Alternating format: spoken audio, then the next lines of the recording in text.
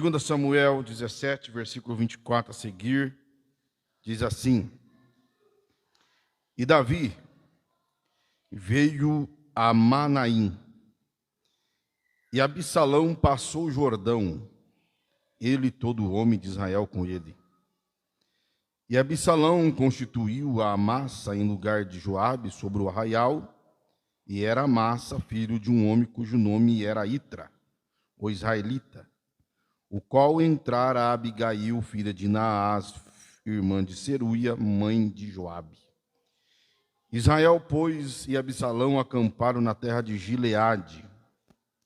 E sucedeu que, chegando Davi a Manaim, Sobe, filho de Naás, de Rabá, dos filhos de Amon, e Maquir, filho de Amiel, de Lodebar, e Barzilai, o Gileadita, de Rogelim, tomaram camas e bacias e vasilhas de barro, e trigo, e cevada, e farinha, e grão torrado, e favas, e lentilhas, também torradas, e mel, e manteiga, e ovelhas, e queijos de vacas, e os trouxeram a Davi e ao povo que com ele estava, para comerem, porque disseram: Este povo no deserto está faminto, e cansado, e sedento. Amém, meus irmãos? Nós vamos orar nessa oração, vamos continuar orando pela irmã Sebastiana, para Deus dar a ela saúde, irmão Antônio Viana, a irmã Regiane Maia, para Deus continuar dando saúde, a Cecília, Deus já está completando a obra, vamos continuar orando por ela, e também pela Alice. Quantos mais precisam de oração? Vamos orar pelo pai do Adriano, está lá internado? Está internado lá em Alfenas. Já saiu de lá? Está em casa? Está em casa, vamos estar orando por ele, para que o Senhor dê saúde para o seu servo. Irmão Marcos, venha fazer essa oração. Cumprimento a todos com a paz do Senhor. Soberano Deus e Pai Todo-Poderoso, mais uma noite, culto de ensino da Tua Palavra, mais uma leitura marcante que lemos agora. Senhor Deus, aqui foram levantadas mãos, pedidos de orações. Senhor, o Senhor sabe a nossa causa, mas como um Pai amoroso, o Senhor gosta de nos ouvir. Apresentamos a causa de cada um dos nomes aqui mencionado, a nossa gratidão por mais essa terça-feira, e peço, Senhor, que as Tuas bênçãos sejam derramadas sem medida sobre as vidas que aqui estão hoje, sob os nomes mencionados. Pai amado, muito obrigado, louvado seja o Senhor por cada conquista, por cada melhora na saúde, por cada bênção recebida. Glórias e louvores ao Senhor todos os dias, porque sempre o Senhor tem cuidado de nós, e por isso te louvamos e exaltamos em uma só voz. Obrigado, Senhor, por nos atender. Em nome de Jesus, agradecemos. Amém, Jesus. Queridos irmãos, nós lemos o texto de 2 Samuel, capítulo de número 17, versículo 24 ao versículo 29, que está inserido dentro do contexto da mão de Deus pesando sobre a vida de Davi por causa do pecado que ele cometera com Betseba, aquele adultério, e ele ter matado Urias, esposo de Betseba. Então, quando você lê a Bíblia Sagrada, do capítulo de número 12 até o capítulo até o final de 2 Samuel, que vai até o capítulo de número 24, você vai ver situações que aconteceram na vida de Davi por causa do pecado que ele cometera e que está registrado no capítulo de número 11. Se você puder ficar com a tua Bíblia aberta em 2 Samuel, nós vamos rapidamente fazer aqui uma introdução para depois entrarmos propriamente na palavra. E o capítulo 11 de 2 Samuel registra o pecado de Davi, né? O adultério e o homicídio que ele cometeu. Foi Davi que cometeu, ainda que ele não matou, né? Ele havia mandado uma carta para Joabe para colocar Urias na frente da batalha, para que o exército inimigo matasse a Urias. Mas Deus imputou esse pecado a Davi. Deus disse que foi Davi que o matou. Quando no versículo 9 do capítulo 12, o Senhor vai dizer assim: a Urias o Eteu feriste a espada. Então, Deus imputa a Davi diretamente o pecado da morte de Urias. Então, capítulo 11, ele adultera com Betseba, ele projeta a morte de Urias. O capítulo 12, Deus manda um profeta Natã para contar uma história para Davi. E a história que ele conta para Davi é de um homem que tinha apenas uma ovelhinha, um cordeirinho, e tinha um vizinho rico que possuía muitos animais. Mas esse homem rico, recebendo uma visita, ele, ao invés de matar um dos seus animais, ele pega aquela única ovelha que aquele homem tinha, aquele homem pobre tinha, e mata aquele animal para servir aos seus convidados.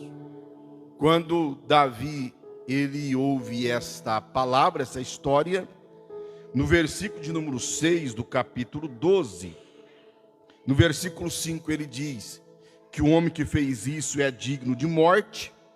E no versículo 6 ele diz: e pela cordeira tornará a dar 4 vezes mais. Davi, ele diz que aquele homem que cometeu esse crime, ele era digno de morte, e ele tinha que pagar 4 vezes mais. Ou seja, ele matou um cordeiro, ele tem que restituir com 4 cordeiros. Quando Davi diz isso, o profeta vira à mesa e diz: esse homem é você. Você pegou a mulher de Urias, conta toda a história. Davi diz: eu pequei. Aí o profeta vai dizer assim: não, o teu pecado já foi perdoado. Versículo de número 13. O teu pecado já foi perdoado, você não morrerá. Davi tinha sentenciado no versículo 5 que esse homem tinha que morrer. Mas Deus, no versículo de número 13, o Senhor disse que ele não morrerá.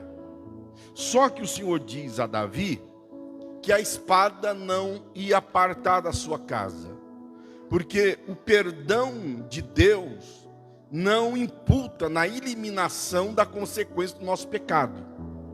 Nós temos que ter isso em mente. Nós pecamos, Deus perdoa, mas a consequência do nosso pecado nós vamos pagar. Não tem jeito, irmãos. É a lei da semeadura. A Bíblia diz: não erreis. Deus não se deixa escarnecer. O que o homem semear, isso ele colherá. Então nós colhemos a consequência dos nossos pecados, dos nossos atos. O versículo de número 6 do capítulo 12, Davi diz que tem que ser restituído 4 vezes. E aí você vai ver que literalmente Davi, ele restituiu 4 cordeiros, que são 4 filhos seus. Davi teve 6 filhos. Desses 6 filhos, 4 foram mortos em consequência do pecado de Davi. O capítulo de número 12, o versículo de número 18, diz que a criança que Betseba estava esperando de Davi morre, porque Deus diz: a criança que ela está esperando, que ela deu à luz, ela vai morrer, essa criança. E a Bíblia vai dizer no versículo de número 15 que Deus feriu a criança. No versículo de número 18 diz que essa criança morreu. Então nós temos aqui o primeiro cordeiro que Davi teve que pagar. O segundo cordeiro foi o seu filho Aminon. Aminon foi morto por Absalão. Versículo de número capítulo 13, versículo de número 33, diz que morreu Aminon, porque Absalão o matou. Então ele é o segundo cordeiro. Depois, no capítulo de número 18, versículo 15, Absalão também morre. Aqui está o terceiro cordeiro. E depois, em 1 Reis, capítulo de número 2, versículo 25, o quarto filho de Davi morre, que é Adonias. Então Davi, ele matou, na visão de Deus, um cordeiro, e Davi mesmo pronunciou a sua sentença, dizendo que tinha que pagar 4 vezes mais. e 4 filhos de 6, 4 filhos de Davi foram assassinados, com exceção do primeiro que foi morto, porque Deus feriu a criança. Aí o capítulo de número 17 que nós lemos, é Davi fugindo de Absalão, o seu terceiro filho. Absalão era o terceiro filho de Davi, e a sua mãe era Maaca. Ela era filha de um rei Jesur, ou Talmai de Jesur, da família de Aminon. Ele teve esse relacionamento com Maaca, uma aliança. Quando um rei tinha aliança com outro rei para ter paz, ele casava com uma filha deste rei. Ele casou com Maaca, teve Absalão. Absalão então é o terceiro filho de Davi. Absalão, ele era irmão de Tamar. Tamar, filha de Davi, irmã de Absalão por parte de mãe. Aminon era filho de Absalão por parte de pai, as mães eram diferentes. Então Aminon também era irmão de Tamar. E diz a Bíblia que Aminon, ele viola a virgindade da sua irmã. E por causa disso, vai provocar no coração de Absalão uma ira contra o seu irmão Aminon. Então, a Bíblia diz no capítulo de número 13, que Absalão vai matar Aminon por causa disso. Quando ele mata Aminon, ele foge. E é interessante sobre Absalão que ele era muito frio. A Bíblia vai dizer no versículo 23, do capítulo de número 13, que ele projetou a morte do seu irmão por 2 anos. Ele ficou com aquela ferida de Aminon ter violentado a sua irmã Tamar durante 2 anos. Ele projetou como matar o seu irmão. Ele preparou uma festa. E ele então, nessa festa, matou o seu irmão. A Bíblia vai dizer, no capítulo de número 13, versículo de número 38, que após ele ter matado o seu irmão, ele foge para Jesur, a cidade dos seus antepassados por parte de mãe. E ele vai ficar lá 3 anos, até que Joabe o traz para Jerusalém. E durante 2 anos, ele vai ficar em Jerusalém sem ver Davi, até que ele ponha fogo na terra de Joabe, general de Davi. E Joabe então conduz Absalão até a presença de Davi. E Davi vê Absalão, beija Absalão, mas Davi nunca mais vai ter nenhum relacionamento com o seu filho.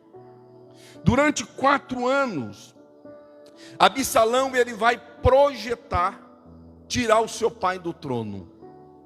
Veja bem que ele ficou 2 anos projetando matar o seu irmão. Ele ficou 5 anos sem ver Davi. E ele ficou mais 4 anos projetando como tirar o seu pai do trono. E a Bíblia diz que nesse período, ele ficou roubando o coração do povo. Porque ele ia onde o povo estava, e o povo estava reclamando que o rei não estava julgando as suas causas. Acredita-se que era um período em que Davi esteve doente, e Davi não pôde sair até o povo para julgar as suas causas. E o povo estava descontente. Então Absalão chegava e dizia assim: o rei não está cuidando da sua causa, a sua causa é justa, a sua causa é legítima. Se eu fosse o rei, eu julgaria a tua causa. Então ele começou a roubar o coração do povo, através de mentira, através de bajulação. É interessante que Davi, ele ganhou o coração do povo, por causa dos seus atos heróicos, pela destruição, pela morte de Golias, pela destruição dos filisteus. Mas Absalão está querendo ganhar o coração do povo com mentira, com bajulação. E desta forma ele foi juntando um grupo de pessoas que era favorável a ele. Até que passado 4 anos, ele vai dizer para Davi que vai para Hebrom cultuar a Deus. Ele pede permissão, Davi dá permissão, mas na verdade ele não está indo cultuar a Deus. Ele está indo juntando um grupo de pessoas para voltar para Jerusalém e tomar o trono. Então diz a Bíblia que quando chega ao conhecimento de Davi que Absalão juntou um grupo de pessoas, está vindo contra Davi, a Bíblia diz que Davi, ele foge. Davi, ele foge. Davi, ele não fica em Jerusalém para morrer. Na mente de Davi, é melhor um rei fugindo do que um rei morto sentado no trono. Na visão dele, era melhor fugir do que morrer. Porque, irmãos, há momentos que nós não devemos encarar a adversidade, não. Muitas vezes nós achamos que fugir é fraqueza. E nem sempre fugir é fraqueza. A Bíblia diz no capítulo 11 de Hebreus que os heróis da fé fugiram da espada. Então, às vezes, você recebeu o dano e ficar quieto. Às vezes você dá outra face, não é uma prova de covardia, de medo, de fraqueza. Na verdade, é um ato de sabedoria.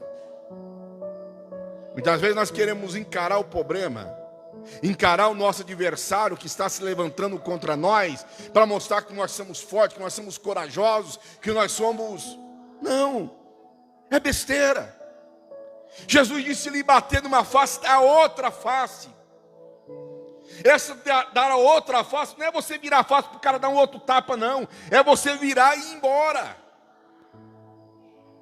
Há momentos que fugir é um ato heróico. E Davi foge. Porque o que adiantava ele ficar em Jerusalém sentado no trono e ser morto. Então ele foge para não morrer. Ele foge para ajuntar a sua força, o seu exército, os seus apoiadores. Há momentos que nós temos que dar um passo para trás. E quando damos um passo para trás, nós conseguimos enxergar quem realmente está conosco e quem é contra nós. Davi deu um passo para trás. E nesse passo que ele deu para trás, fugindo, ele conheceu quem realmente estava com ele e quem estava contra ele.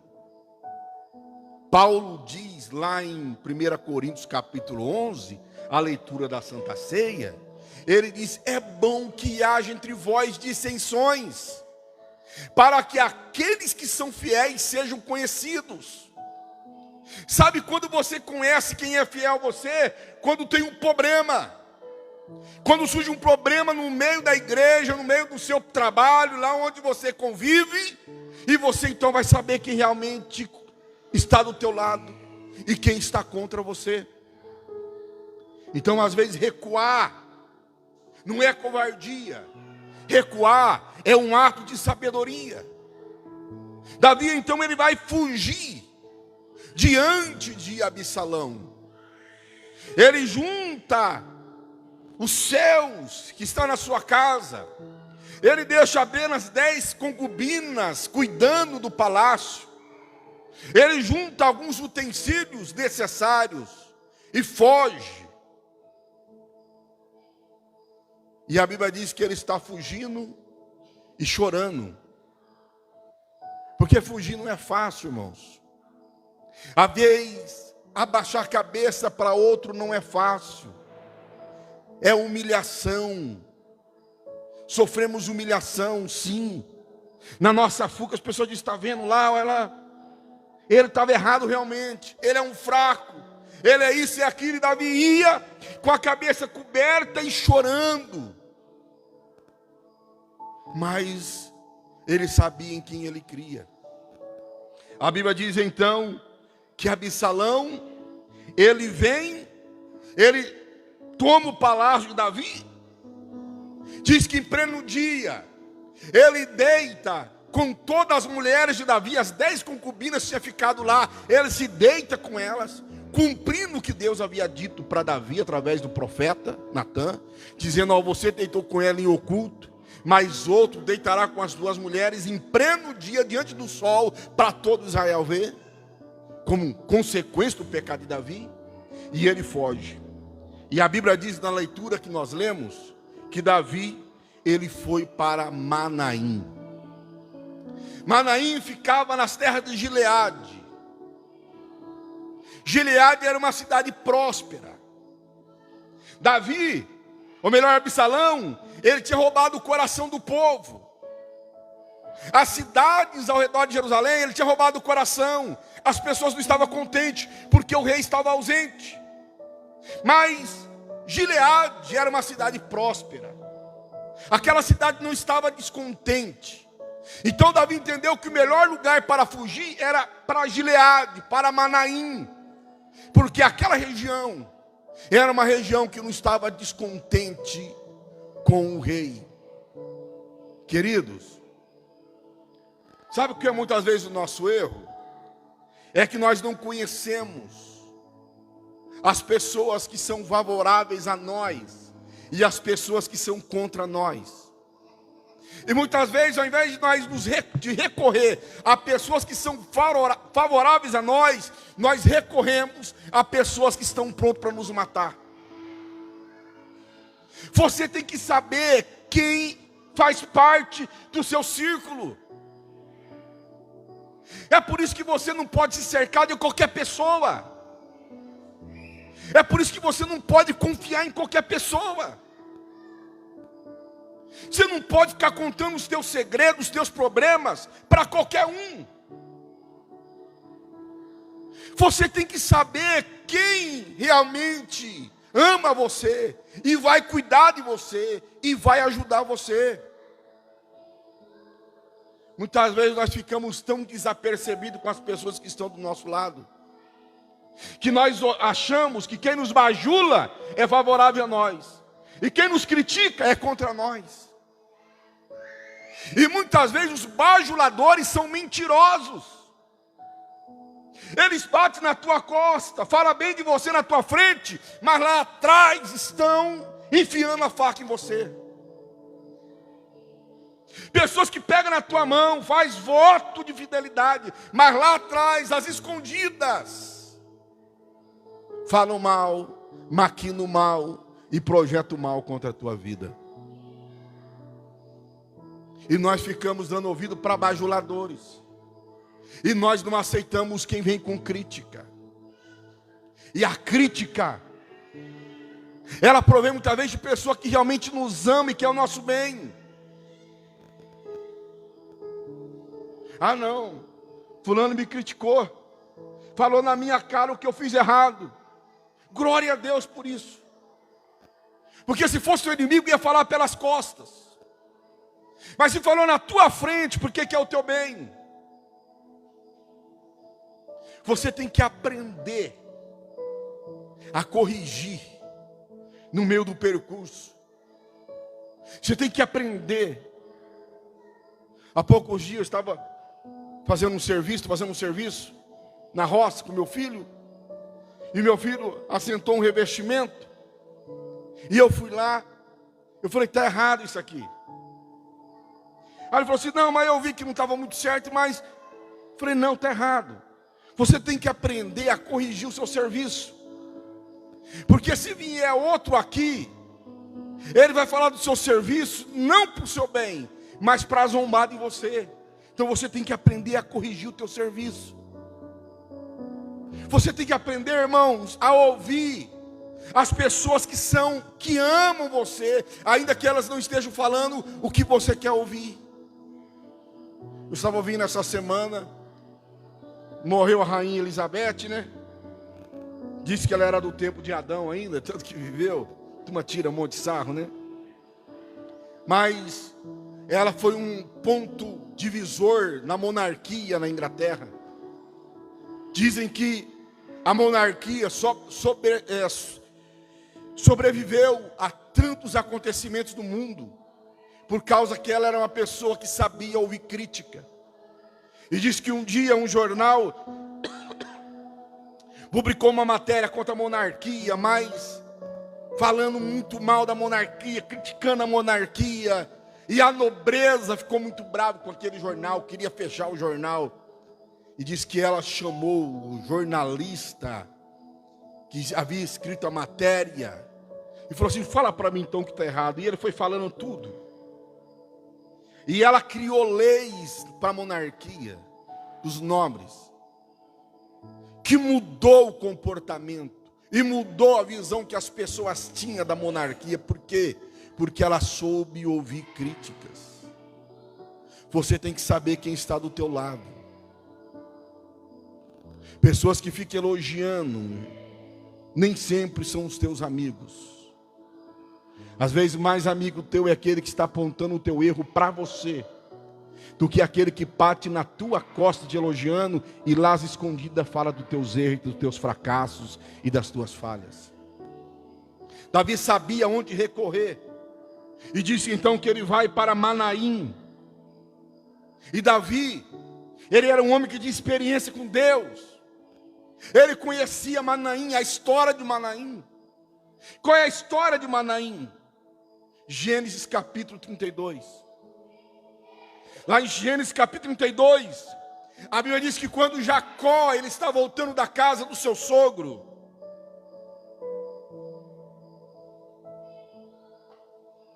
ele está indo ao encontro do seu irmão, antes dele passar pelo Val de Jaboque.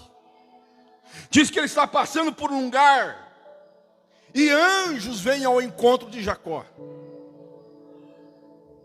E quando ele vê, ele diz assim: este lugar é o acampamento do Senhor dos Exércitos. A palavra Manaim significa 2 acampamentos. Os estudiosos dizem que ele viu tanto anjos, um exército tão grande, que parecia que era 2 acampamentos.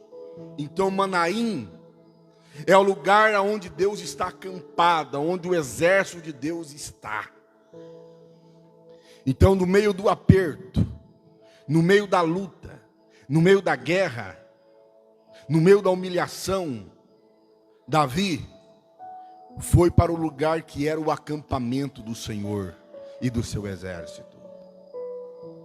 Davi sabia que lá ele estaria protegido, que lá ele estaria debaixo da mão de Deus e guardado por Deus. Davi andou quase 200 quilômetros para chegar em Manaim. Quando você lê a Bíblia, capítulo 15, a rebelião, e você lê, parece que no outro dia Davi já estava em Manaim. Não, levou dias, ele andando, caminhando, quase 200 quilômetros, para chegar em Manaim. O lugar era longe, mas era um lugar que era acampamento de Deus. Ah, mas tem lugar mais perto para refugiar. Não, é lá, porque lá é onde Deus acampa, é onde o seu exército está. Querido, nós queremos as coisas muitas vezes fáceis. Nós não queremos pagar o preço para termos a vitória. Nós não queremos pagar o preço. Eu estou com uma alergia. Eu estava tomando remédio, acabou o remédio. Eu estava em alterose o dia todo, não tomei remédio. Hoje que eu voltei a tomar, e a garganta está ficando ruim. Mas nós não queremos pagar o preço para receber a nossa bênção. Você já notou?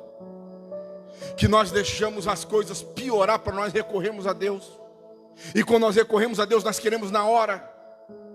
Nós fazemos uma oração de 10 minutos, nós achamos que Deus é obrigado a nos ouvir. Não que Ele nos ouve, sim, Ele ouve. Uma oração de 1 minuto, de 30 segundos. A oração que Elias fez no Monte Carmelo não durou 10 segundos. E Deus respondeu com fogo. Mas nós não queremos pagar o preço, nós não queremos sacrificar para nós termos a vitória. Davi vai para uma cidade mais próxima. Davi diz, não, eu vou para Manaim. Mas é longe. Não é lá que é o acampamento de Deus. Nós não queremos pagar esse preço. O homem está fugindo, o homem está velho. Davi não é mais um jovem. Ele está fugindo. Tem os lugares mais próximos, não, é lá. Mas é muito longe, é lá. Paga o preço, mas chega onde Deus está. Eu pergunto, você tem pagado o preço para obter a tua vitória? Eu quero que Deus me abençoe, mas quero continuar vivendo uma vida depravada.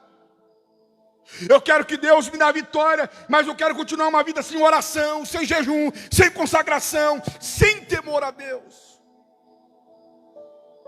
Eu quero ter de Deus a vitória dos meus problemas, mas eu não quero pagar o preço. Eu acho que eu já falei aqui sobre a mulher de fluxo de sangue, que ela soube de Jesus em Cesareia de Filipe, onde ela morava. E ela foi tocar em Jesus em Cafarnaum. Ela andou 40 quilômetros. Uma mulher que está há 12 anos perdendo sangue, anêmica, fraca. Mas ela arrancou força da fraqueza. Ela andou 40 quilômetros. Até que ela chegou em Jesus e tocou em Jesus e foi curada. Ela se sacrificou, ela pagou o preço para receber a vitória dela. Eu pergunto, que preço você está pagando para receber a tua vitória? Qual caminho você tem tomado para receber a tua vitória? Nós queremos pegar atalhos.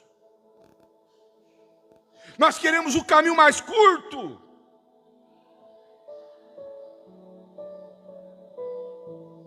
Nós não queremos sofrer, nós não queremos chorar, nós não queremos gemer, nós não queremos clamar. Nós queremos receber a bênção de Deus de mãos beijadas. Nós queremos, e nós achamos que nós somos tão bons, que nós temos que ficar sentadinho, e Deus tem que trazer a vitória que nós precisamos e colocar no nosso colo, numa bandeja de ouro, e dizer, aqui está, filhinho do papai, toma a tua vitória. E na Bíblia, tudo que é conquistado com sacrifício, é conquistado com lágrima, é conquistado com sofrimento, é conquistado depois de uma vida de muito labor. Davi, ele vai escrever o Salmo 3, quando ele está fugindo diante de Absalão.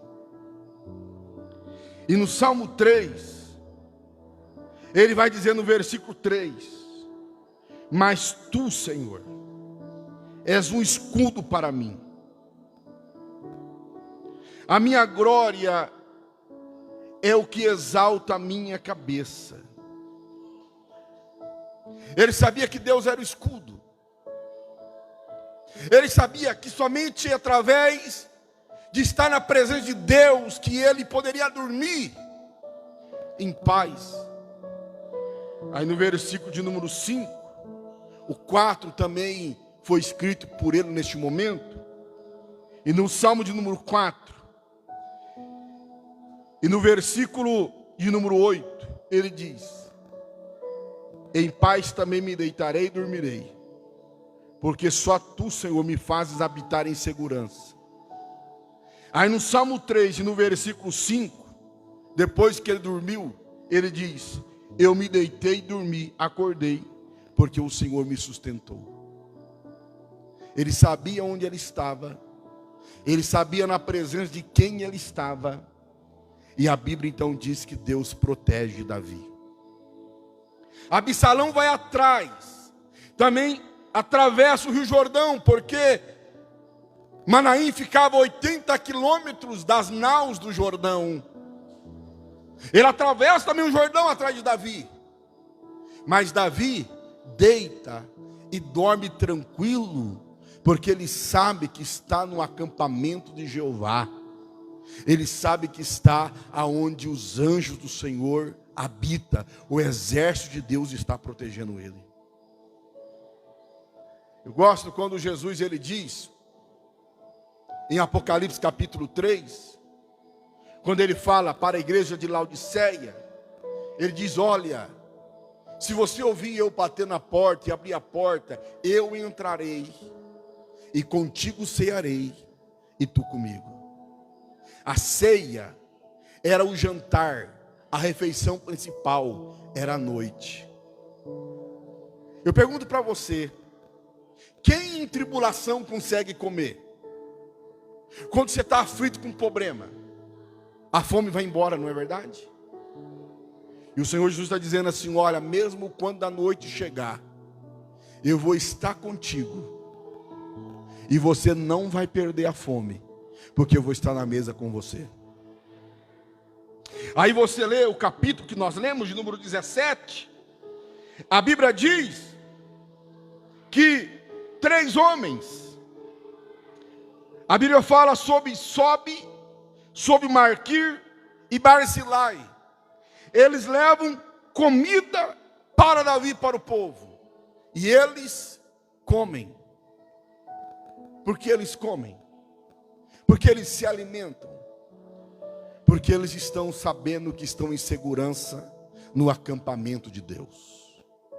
Querido, quando nós estamos na presença de Deus, e nós temos confiança que Deus está conosco, não importa o tamanho do problema, nós continuamos tendo a nossa vida em paz, porque o Senhor está conosco. Aquele que tem confiança que Deus está com ele mesmo em meia tribulação, ele sequer perde a fome, porque o Senhor está sentado na mesa com ele. O Senhor é seu escudo, o Senhor é seu broquel, o Senhor é sua proteção à direita, à esquerda, à frente, atrás. O salmista diz: tu me cercaste por diante e por detrás, e sobre mim tu colocaste a tua mão. A confiança em Deus, a confiança na proteção de Deus. E Deus tem exército no seu acampamento. Deus tem um exército invisível, e Deus tem um exército visível. Lá em Gênesis 32, foi o exército invisível que se deu a conhecer para Jacó, os anjos do Senhor. A Bíblia diz que os anjos do Senhor acampam ao redor dos que o temem. Você consegue ver o anjo? Nós não vemos anjo. É ser espiritual. São ministros que ministram em nosso favor, trabalham em nosso favor. É o exército invisível de Deus. Sabe, aquele momento que o teu carro saiu de uma batida por um triz, foi o anjo que deu uma empurrada. Sabe aquele momento que parece que algo ia acontecer e por um triz você escapou? Foi o Senhor que deu vitória, o anjo do Senhor que está te protegendo. Mas Deus também tem um exército visível, que é a igreja.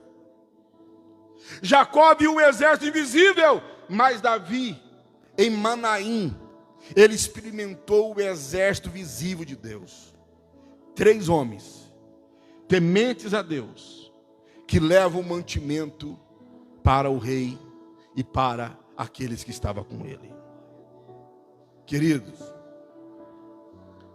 há um momento que nós nos sentimos sozinhos, e nós não estamos sozinhos. O exército invisível de Deus nos cerca e nos protege. E há momentos que mesmo que alguém não foi te visitar, ninguém foi na tua casa, você acha que está sozinho, tem um exército de Deus orando por você. Eu lembro, eu ainda era um adolescente na casa de Deus, um jovem. Eu tinha começado a namorar com a irmã Márcia. E eu congregava, eu cultuava numa igrejinha que era numa garagem. Toda quinta-feira tinha culto lá. Depois se tornou uma congregação, aí tinha culto normal naquela garagem, até que foi para um templo. E eu lembro num dia que eu estava abatido. Eu sofria muito. As pessoas zombavam muito de mim por eu falar errado. Falo hoje e falava muito mais naquela época. Trocava as palavras e Até a minha mãe e minha irmã ficavam tirando sarro de mim. E aquilo me dava uma aflição. Porque eu estava fazendo a obra de Deus. Eu entendia que as pessoas tinham que me ajudar e não me criticar por eu falar errado. E um dia que eu estava desanimado, acabado. E naquela congregação tinha um rapaz chamado Laércio. Também nós chamávamos ele de gravata vermelha, porque a única gravata que ele tinha era vermelha e ele não tirava aquela gravata. E aí todo mundo chamava ele de gravata vermelha. E esse rapaz, ele era do mundo do crime. E num dos roubos que ele foi fazer, ele levou um tiro. E esse tiro atravessou a sua mandíbula e deformou um pouco. E ele falava muito mais errado do que eu. Era até um pouco fanho. E um dia eu estou sentadinho, quieto, de joelho, quietinho. E ali eu dizendo, Deus tem misericórdia. E aí de repente o Laércio, de joelho atrás de mim, e ele está orando. E ele começa a orar. E ele começa a dizer, Senhor, ajuda o irmão Shaulinho. Ele falava assim, Shaulinho. Ajuda o irmão Shaulinho. E quando ele começou a orar pelo meu nome, o Espírito Santo me visitou e disse assim, meu filho, você não está sozinho não. Eu já levantei um exército para interceder por você e coloquei o teu nome na boca deles. Aleluias. E eu me alegrei na presença de Deus de tal forma que eu saí dali com a convicção que mesmo que eu não tinha ninguém, que eu não via ninguém do meu lado, pessoas que eu sequer poderia saber, estavam orando por mim em todo momento, às madrugadas e em todas as orações, porque Deus tinha colocado o meu nome na boca delas. Talvez você está sozinho, está dizendo, ninguém foi na minha casa, ninguém fala comigo, e Deus já colocou o teu nome na boca de homens e mulheres que têm orado às madrugadas, e em todo momento tem dizendo, Senhor, ajuda, ajuda, levanta, capacita, fortalece, não deixa cair, não deixa desistir, leva ele para a tua presença. Estão intercedendo por você. Aleluias. Quando nós estamos no acampamento de Deus, o exército de Deus batalha por nós. Aleluias. Deus é um Deus misericordioso. Mas você tem que ir até onde Ele está. Você tem que fazer como Davi. Não importa a distância, eu vou para Manaim e vou lá cultuar, eu vou lá buscar. Lá eu vou estar protegido, lá eu vou estar livre da mão de Absalão. Davi ficou em Manaim. E Absalão foi morto. Aquele exército que Absalão levantou para destruir Davi foi posto em retirada. E Deus deu a vitória para Davi. Mas se Davi tivesse ficado em Jerusalém, será que ele estaria vivo? Será que ele resistiria ao ataque de Absalão? Certamente ele teria morrido. Mas ele entendeu como um ato de sabedoria que fugir e ir para Manaim era a melhor resposta. Há momento que nós temos, eu vou voltar a repetir isso, que dar a outra face. E se voltar para onde Deus está, e lá ficar, até que nós possamos voltar em segurança para o lugar de onde nós fugimos. Eu lembro um dia que eu era cooperador, e termino agora, uma congregação, a minha esposa estava grávida do Caio, então há 20 anos atrás isso, E eu era ativo na igreja, os pastores confiavam, e os pastores pediam para auxiliar. E chegou um pastor, um homem ciumento, um homem que, se você começasse a destacar, ele tinha ciúmes e ele fazia de tudo para te matar. Eu lembro de muitas vezes de eu pregar no culto. Eu era o cooperador, então eu pregava, descia para ficar na porta. E lá fora, muitas vezes, naquela comunhão depois da pregação, ele no púlpito, desfazendo tudo que eu tinha pregado. E os irmãos chegavam para mim e diziam assim: irmão Saulo, não dá atenção para isso não, Deus é contigo. Mas eu nem sabia o que o homem tinha falado.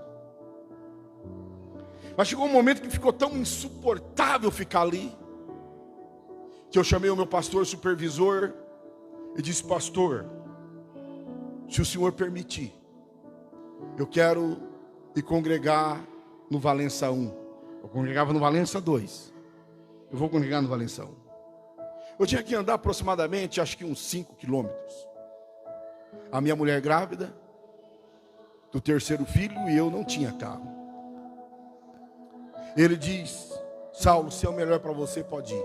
Eu não falei mal do meu pastor, eu não questionei, eu apenas disse que queria ir congregar em outro lugar para me descansar. E fui congregar. Pastor Manuel Lima era o pastor da congregação. E quando eu saí, aquele irmão um dia chegou para a igreja e disse assim: olha, tem um irmão que foi embora daqui e Deus me deu um sonho. E o sonho, eu estava arrancando mato, porque a igreja era no fundo, tinha um quintal bem grande, hoje já aumentaram, e não era concretado. Eu estava carpindo aqui o mato e jogando fora. E Deus me disse, me fez entender, que eu estou arrancando fora tudo aquilo que não presta e que não tem compromisso com Deus nessa igreja. Ele falou dessa forma, como que se eu fosse um lixo, que eu não prestava e que Deus estava me arrancando. Eu disse amém. Falaram para mim e disse amém. Não tenho que questionar nada. 3 anos depois, eu estou pastoreando uma igreja. O meu pastor supervisor me liga e diz: Saulo, você pode ir lá ministrar um ensino hoje na sede? Eu disse: vou, pastor, com o maior prazer. Então você deixa lá a congregação do Campina Grande e vai lá ministrar. Eu não vou estar lá, mas você vai lá ministrar. Quando eu cheguei lá, quem estava dirigindo o culto era justamente o pastor que havia dito que eu era um lixo e que Deus tinha me arrancado. E aí, canta o hino da harpa, faz a leitura da Bíblia, um departamento canta. Então ele fica em pé e diz: irmãos, vamos agora receber o pastor Saulo para pregar a palavra de Deus. Quando ele disse esta palavra, eu me lembrei da palavra que ele havia dito lá atrás, que eu era lixo e que Deus estava usando ele para me arrancar, para me tirar da casa dele. E naquele momento no meu coração, eu disse: toma, capeta, o meu Deus é um Deus que sempre vai honrar aqueles que permanecem a fidelidade a ele. Eu sei que aquele homem não falou aquilo a não ser por incitação diabólica, mas nunca desprezei, nunca o rejeitei. Pelo contrário, todas as vezes que eu encontrava, eu pegava na mão dele e eu chamava ele de pastor, e pelo nome dele, ainda que ele não era pastor, ele era presbítero e não estava mais dirigindo igreja. Então o cargo dele era presbítero e ele não tinha mais a função de pastor, mas eu chamava ele de pastor pelo nome dele, porque eu aprendi que há momentos nós temos que dar outra face. Às vezes temos que fugir, mas sempre em direção ao lugar em que Deus está. E hoje eu estou aqui porque o pastor que me recebeu lá foi o pastor também que me trouxe depois para o sul de Minas, para estar pregando, se tornar conhecido do pastor Mário, até que o pastor Mário me convidou para vir pastorear. Então há momentos que a melhor coisa é você engolir o teu orgulho, abaixar a tua cabeça, cobrir a tua cabeça de vergonha, chorar, mas ir para o lugar que é Manaim, o lugar que é o acampamento de Deus, e lá Deus te dará a benção. Quantos entendem isso? Levante a tua mão e dê um glória a Jesus. Então vamos louvar a Deus com o hino.